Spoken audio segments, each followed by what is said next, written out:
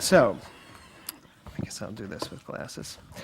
So, today is Palm Sunday, and all joking aside about the jokes about Palm Sunday, how many of you grew up Catholic or Christian? How many of you did not grow up either Catholic or Christian? Okay, so it's really, how many of you grew up Jewish? How many of you never grew up?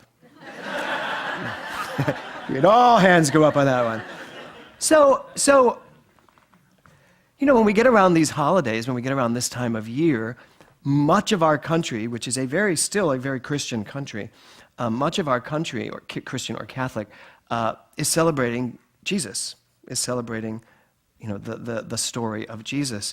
And one year as a minister here, after a Palm Sunday talk, a woman came up to me and she basically said to me, she said, "Every time you say Jesus, it's like a dagger through my heart." And I was like, and this was on a Palm Sunday, and I said, "Well, it is Palm Sunday." She says, "I don't care. We should not be talking about Jesus. It disturbs me." I said, "Well, don't come next week. It's Easter." And I did. And she was appalled. She was like, and I said, "No, here's why I'm saying that." I said, and she was a Jewish woman, and I said, "You still think you're Jewish. You don't know that you're God." And she just looked at me, she went, "What does that mean?" I said, "It means you're still identifying with a religion as opposed to identifying as who you really are. And if you are God, you are Jewish, Catholic, Christian, Buddhist, Hindu, you're all of it. I mean, that is what we teach." I said, "So either I haven't done my job well in what I say every Sunday, or you haven't done your job well in listening." She looked at me, she went, "Or both." But I will tell you this, I took her at her word. I said, "You know what? It is probably that you're not listening and I'm not being clear enough, really clear enough." And I think that moment did change me in how I saw ministry. And she did come the following week on Easter Sunday. She now lives in New Jersey, which is very Christian. So she lives in New Jersey, but you know, she came that Easter Sunday and she basically said, "I heard this very different today."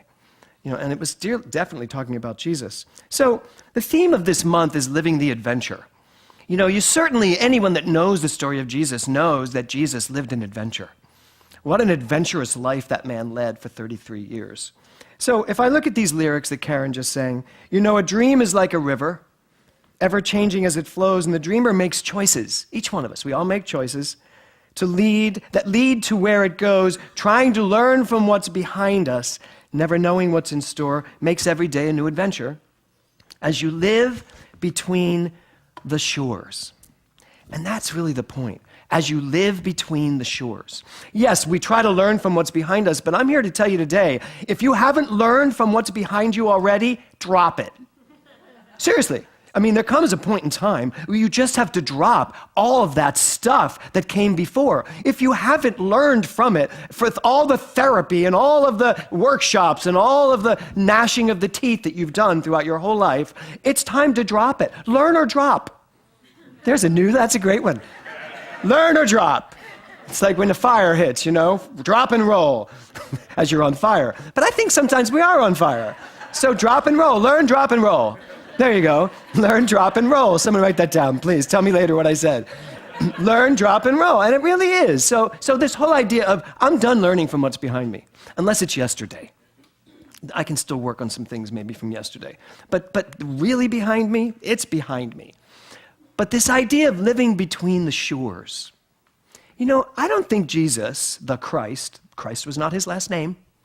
Christ is a sense of consciousness, the Christ consciousness, it's a consciousness.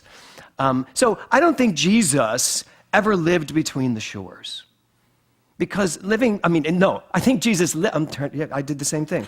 I don't think Jesus was fearless. No, I don't think Jesus lived on the shore.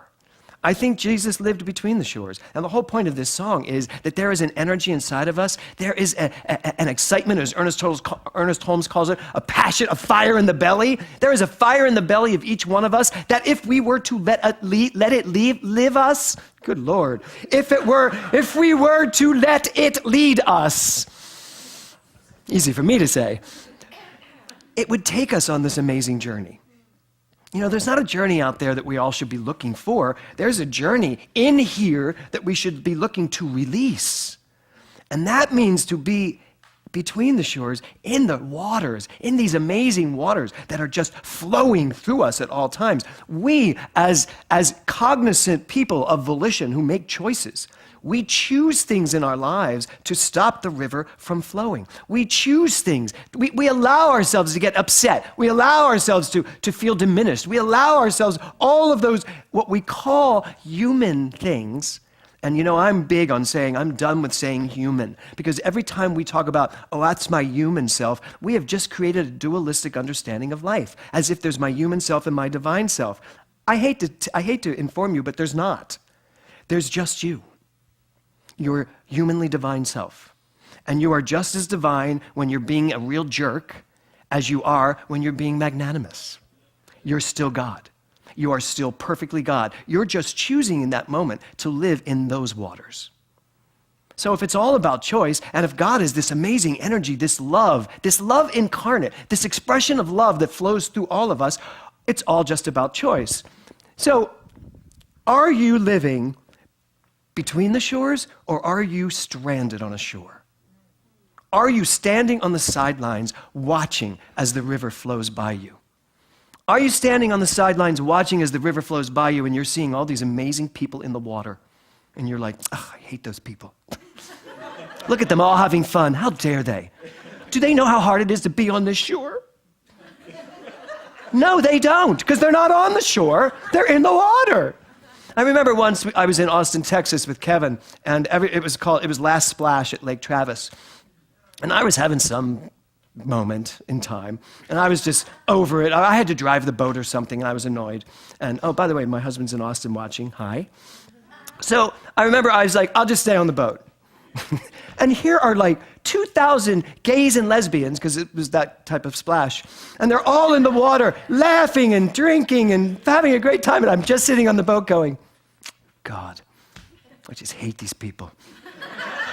Obviously, I wasn't in Science of Mind yet. So I'm just like, God, why? They're all having such fun, and they're all wet, and it's dirty. And I really wasn't in Lake Travis, because there are these snake things that swim through and like hit your legs. And I was like, whose idea of fun is this? And I'd see these snakes kind of swimming by, but nobody seemed to mind. They just all got along. And so finally, Kevin did say to me, and he's probably in Austin right now just laughing hysterically, he pulled himself on top of the boat and he went, why don't you just jump in? And I did, and had the most amazing day. It's one of my favorite days ever in my memory, because I finally jumped in. I wasn't sitting along the sides looking at everybody having a great time saying, there are snakes there.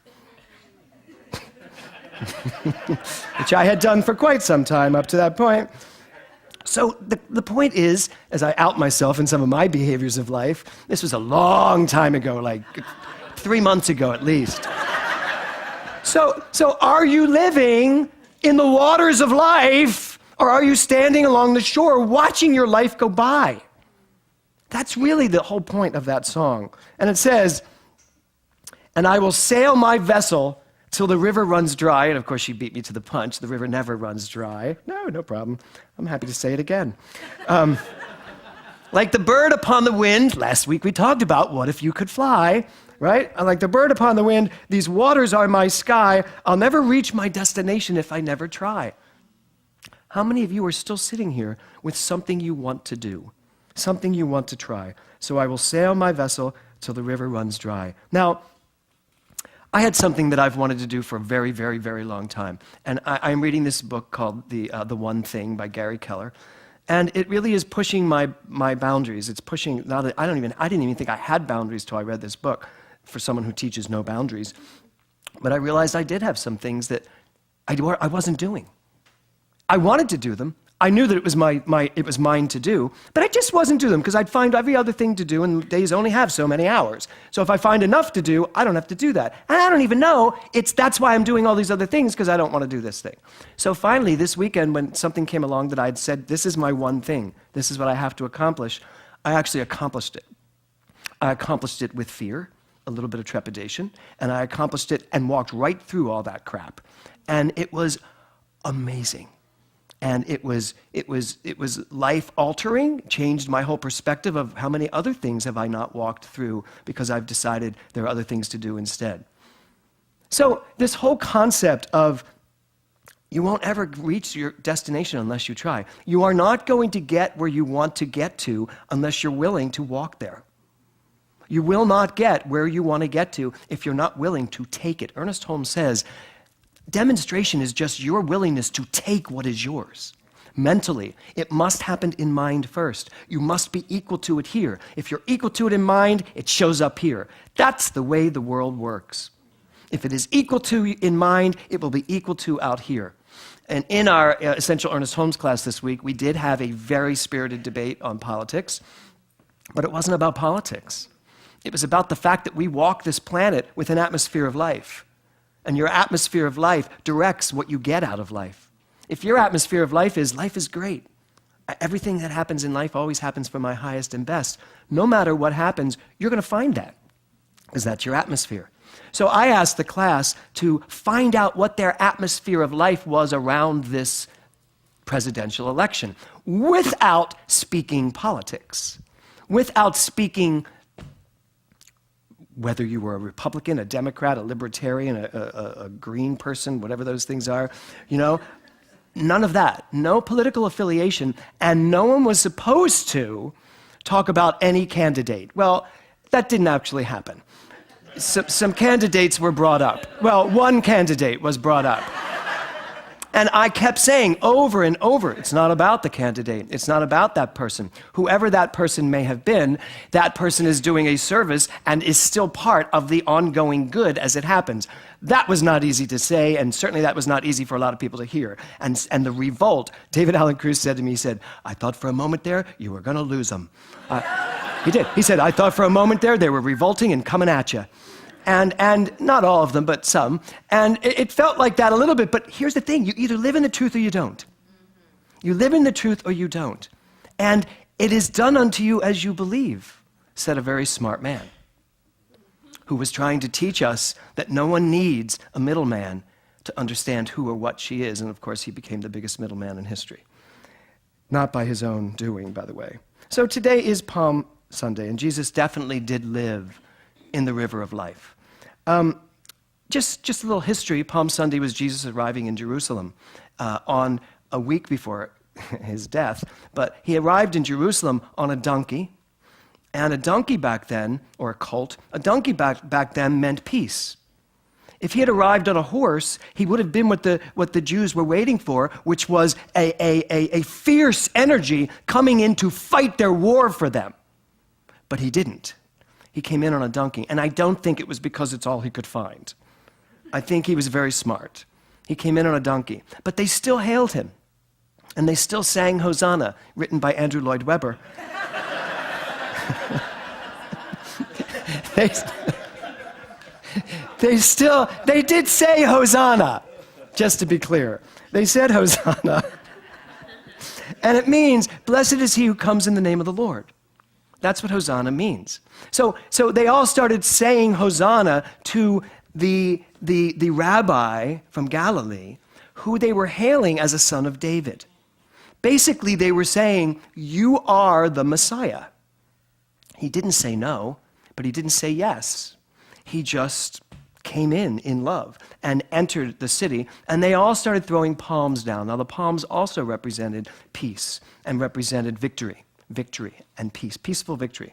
And so they're throwing down clothes and palms and just to make his traveling, his way easier along these very, very harsh streets. That's all it was about. And usually there were about 50,000 people at the time living in Jerusalem, but it was Passover, so there was 150 people in Jerusalem that day.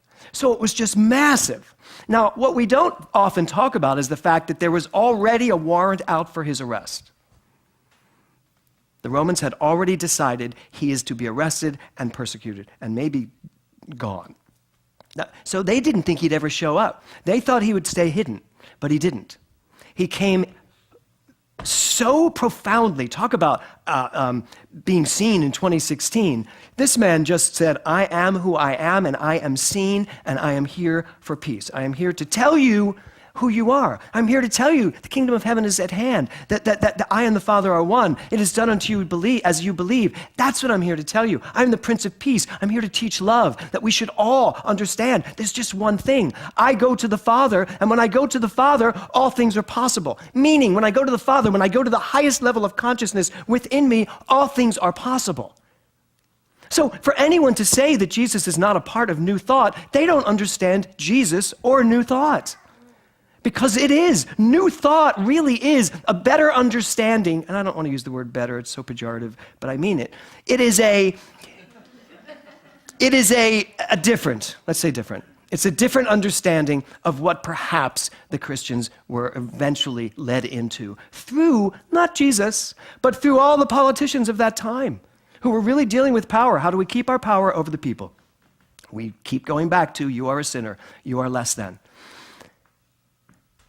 And it was hard for me last week when I went to a Christian service and listened to a minister talk about you are less than, and in the room were 500 people, and the average age was 26.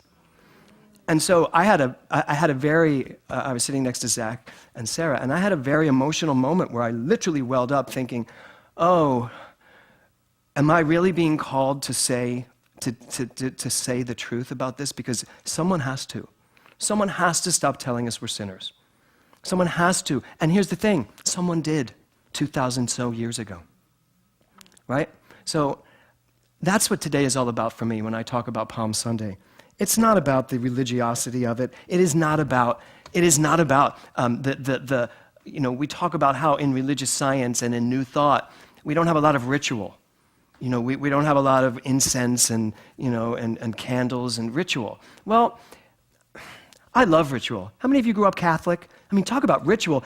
The Catholic Church is the best Broadway producer on earth. I mean, they really are. I mean, I loved going to church. And it was in Latin. Who knew what they were saying? But I loved it. Those things, the incense and the dresses that they all wore. It's perfect, right? I loved all of that. And I do miss some ritual, but we do our best to create ritual because I think ritual is important. Because ritual, the only thing that ritual should do is make us feel comfortable, make us feel one, make us feel like we are home, make us feel familiar, make us know who we are.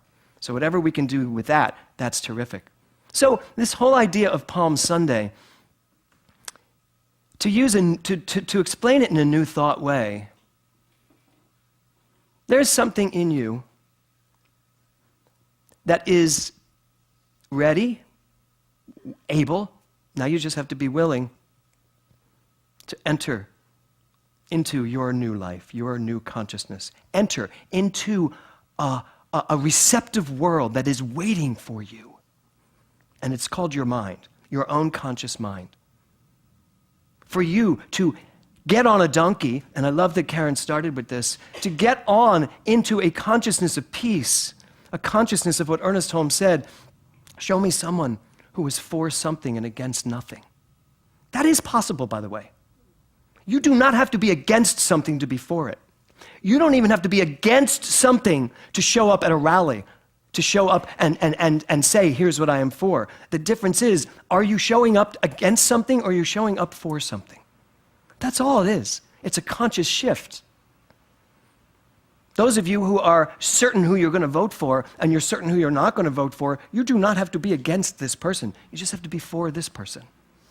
And let everyone know that you are for this person. And I don't care which side of the equation you are on, because I actually believe my life unfolds perfectly, so does our political system. Because if I believe the world unfolds perfectly, what am I going to say? The world unfolds perfectly until this person got in the race. It just doesn't work that way. So if you can be for something and against nothing, now you're ready to enter Jerusalem on a donkey, because you're entering Jerusalem, meaning the mind, your conscious mind. You are entering your life from a place of peace and love and oneness. That's where the power is.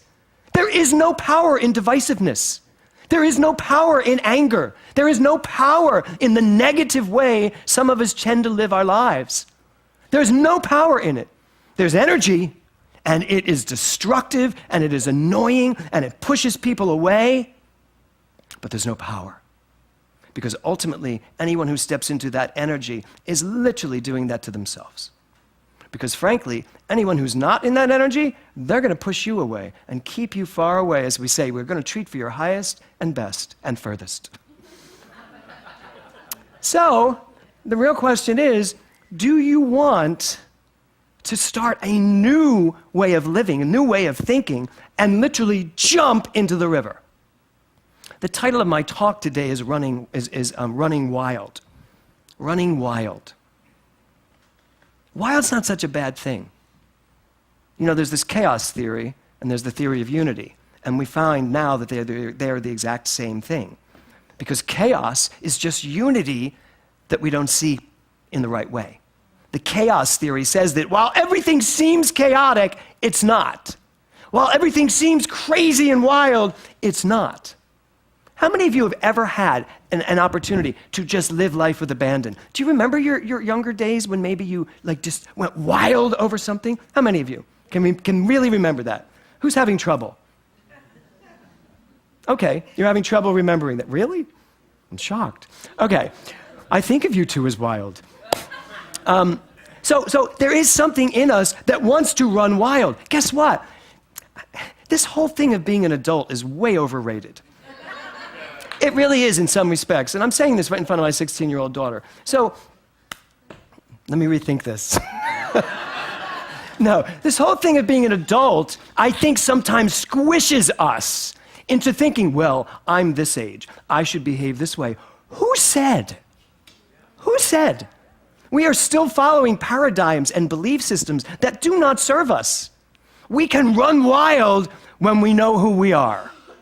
And we can run wild when we know that we have jumped into this wild river, but that river is God, and it is moving us and throwing us. Haven't you ever been, I know all of you have, in some project or some creative expression someday where it just takes you along, and suddenly you're up for 48 hours doing what you're doing, and you're not even tired anymore still?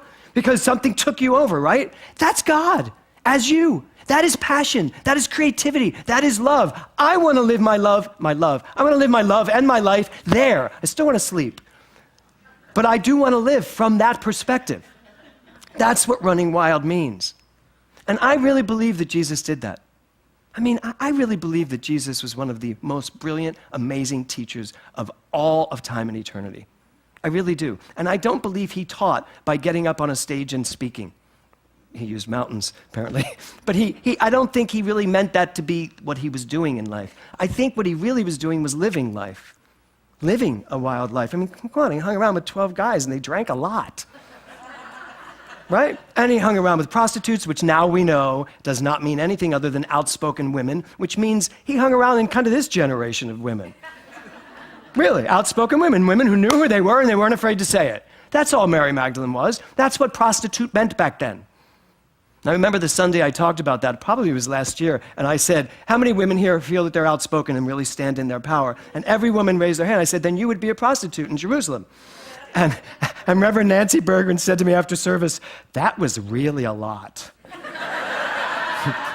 She said, I have never been called a prostitute at church. But I love that Reverend Nancy said, I've never been called a prostitute at church. But that's what we have to really...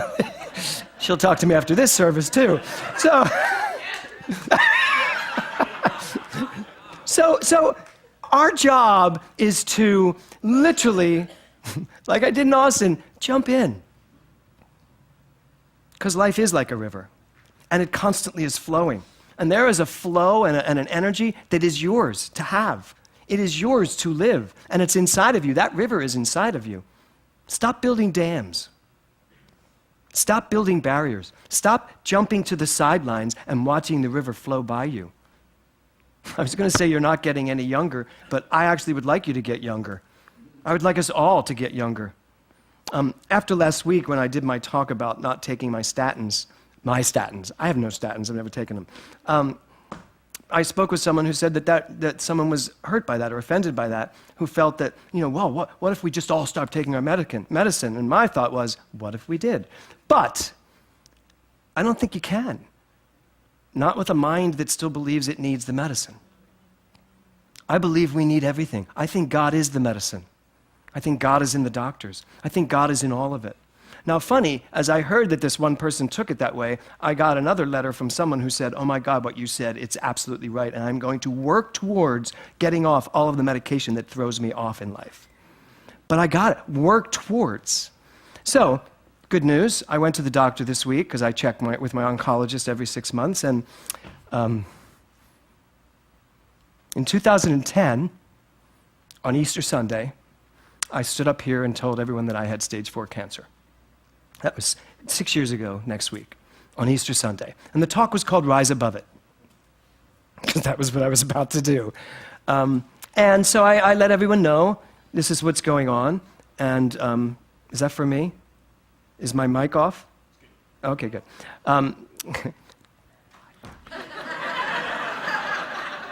So I stood up here and I said I had stage 4 cancer and you could all watch. I would go through it in front of you all, right? So I went to my oncologist this week and she comes walking in with all of my test results and she said, well, I'm here to tell you goodbye. I never need to see you again.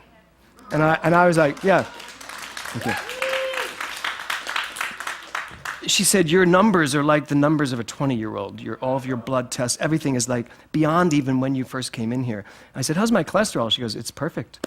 I was like, no statins. I said, how's my blood pressure? She goes, great. In fact, it's a little low. You seem to be really relaxed. And I was like, great. Okay, good. So all of it was great. There's one little thing that I'm handling myself.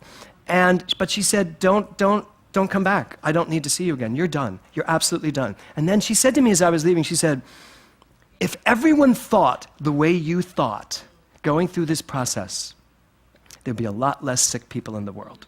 And this is a doctor who does this 24/7. I mean, that's what her whole career. She said, and she told me, she said, we've all talked about you here, that you literally, when you got here, you were really sick. And you kept telling us, no, I'm not doing this. No, I'm not doing that. I'll let you do what you're doing, but I'm not doing this. I wouldn't let them put in a pick. I wouldn't let them put in a port. I said, you're not touching my body. I'll do whatever I need to do, but my mind will do the healing. And she said, and it did. She said, so you're done. And I got a little emotional, but not much, because I felt like such a star in that office at that moment. You know, and everybody's saying goodbye to me as I'm leaving, and I said to the receptionist, I was like, you are so sweet, I love seeing you, but I'm happy not to see you again. And I said, so I won't see you again unless, and she went, there is no unless. And I went, you're right, what am I saying? I'm not coming back here, I'm done. So, as I was driving back over the hill, I was remembering the day I drove back over the hill on March 10th, 2010, when I was told I had stage 4 cancer. And I was driving over the hill in a little bit of a fog, crying, thinking, you gotta stop crying because Coldwater Canyon could take you out before you ever even bother to get rid of the cancer. And I had to call Kevin because he'd been calling me 30 times saying, you were just at the doctor, what did they say, what did they say, what did they say? And the doctor won't tell me. So I pulled over on Coldwater and told him. And I now felt what I felt coming back over the hill 6 years later. And I thought to myself, I'm going backwards. I'm not getting older.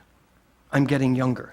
I'm getting younger in mind. I'm getting younger in thought. I'm getting younger in beliefs. We had a long talk in ministerial class about, no, it wasn't. It was Essential Ernest Holmes. Can you know yourself into living forever? Can you believe so much that you don't grow old? You know what? I don't want to live forever, probably, A. And I don't want to live forever if the body does continue to age. It might be really hideous looking about 200. But then I thought about it this week for all of you in the class, and I thought to myself, I think we're still limited with that. If there's only one mind and it's showing up as all of us, maybe at some point in time, thousands of years from now, there will be less of us because there's no such thing as death anymore. There's no such thing as disease anymore. I love all the sci-fi pictures that when someone gets sick, they pull out a little something and tap them and go, you good? Yeah, I'm great. They're off. But that's happening. That's going to happen. Someone else who had stage 4 cancer just had all these stem cells put in them. They're cancer-free. Their life is back. They've got their life back based on something that we didn't know of 20, 30 years ago. So, Jesus coming into Jerusalem signifies a consciousness, fearlessly stepping into a new understanding. That's what we can take from this beautiful, beautiful, beautiful ceremony, this beautiful holiday, this beautiful time where we really get to look at someone else's life and say, what were you saying to us? And I believe that's what Jesus was saying. Come in love, come against no one. And boy, did he not prove that later in that week, during Holy Week. And obviously next week being Easter, we will talk a little bit about that. So you're in Jerusalem, folks. You're on the outside of Jerusalem. You're out in the hills. It's beautiful there. But there are 150 people, all of your family and friends, waiting for you to step through the threshold, to step into a consciousness that actually knows who it is and isn't afraid to stand in the truth. And isn't afraid that when it hears untruths that are being believed and lived and taught, that you don't rail against the untruths, that you don't stand up and start saying they're wrong, but you do acknowledge, this is what I know, and this is what I'd like to offer for anyone who would like to hear this. So don't hide. Don't hide your light. Don't stop knowing what you know just because someone else doesn't know it in front of you.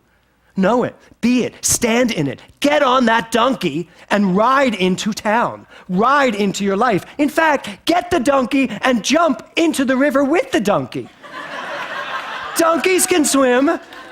And just flow down that river on that donkey. Watch how many people throw clothes on the ground for you. Watch how many palms show up to make your way easier. Because your way is easier when you stand for what you know and when you stand in who you are. Namaste.